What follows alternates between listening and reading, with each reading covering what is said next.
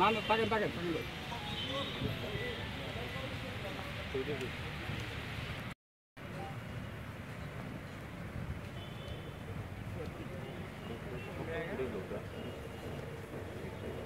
হয়েছে আপনাদের।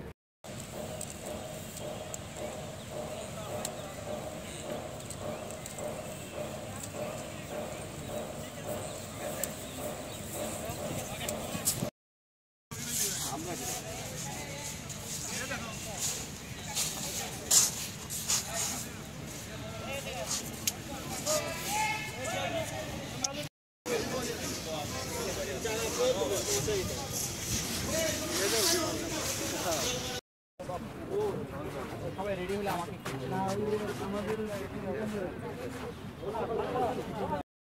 23 তারিখ থেকে আজকে পর্যন্ত।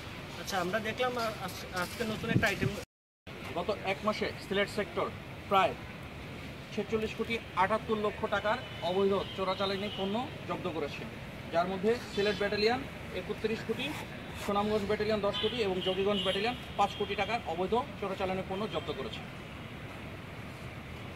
আপনি যে সময়টা বললেন সেটা আমরা ফার্স্ট টাইম আমরাও এক্সপিরিয়েন্স করেছি যে আমরা প্রথমবারের মতো টায়ারটা পেয়েছি। এটা বেসিক্যালি যখন সীমান্ত ক্রস করে নিয়ে আসছিল তখন আমাদের টহল দল এটা জব্দ করতে সক্ষম হয়। এখানকার পণ্যের মধ্যে রয়েছে বিভিন্ন প্রকার কসমেটিক্স আইটেম, ক্লবজি, স্কিন শাইন, স্কিন ফেয়ার, এছাড়াও আপনার সানগ্লাস, এই ধরনের আইটেমগুলোই বেশি। গোয়েন্দাঘাট এবং জৈন্তাপুর এই দুটো উপজেলার কোন কোন জায়গা দিয়ে এই অভিযানটা পরিচালনা করা হচ্ছে? আমরা গোয়েন্দাঘাটের সীমান্তবর্তী এলাকা প্লাস রাধানগরের কিছু এলাকায় আমরা টাস্ক ফোর্স পরিচালনা করি, আর জৈন্তাপুরের দরবস্ত এবং হরিপুর এলাকায় টাস্ক ফোর্স এবং সেনাবাহিনীর সহযোগিতায়, ম্যাজিস্ট্রেট এবং সেনাবাহিনীর সহযোগিতায় 27 দিনের টহল দলের সহযোগিতায় আমরা এই পণ্যগুলো জব্দ করতে সক্ষম হই। আচ্ছা, তাদেরকে আপনার চোরাচালানের যে প্যাটার্নটা সেটা আপনাকে আমি একটু যদি এক্সপ্লেন করি।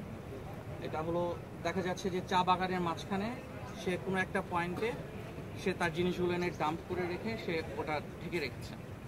এখন ওইখানে ডেফিনেটলি আমার লোক যখন যায় সে আমার ধরা খাওয়ার জন্য ওয়েট করবে না, এটাই হয় প্রতিবার।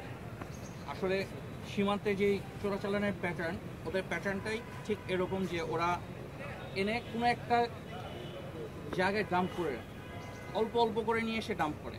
দেখা যায় যে আমাদের টহল দলগুলো সাধারণত অ্যাম্বুশ করে থাকে, বাট অ্যাম্বুশেও আমরা কিছু জিনিস ধরতে সক্ষম হই, বা সেক্ষেত্রে আবার দেখা যায় যে তারা জিনিস যখন আমাদের টহল দলের উপস্থিতি টের পায় তখন তারা ওখান থেকে জিনিসগুলো ফেলে চলে যায়।